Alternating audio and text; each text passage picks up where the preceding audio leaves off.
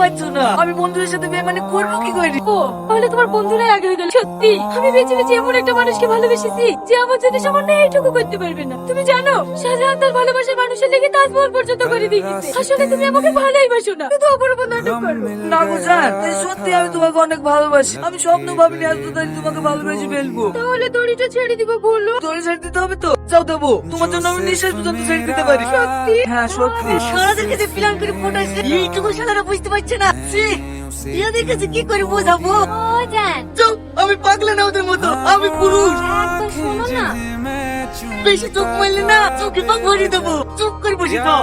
Good morning স্টু। কি হচ্ছে সব?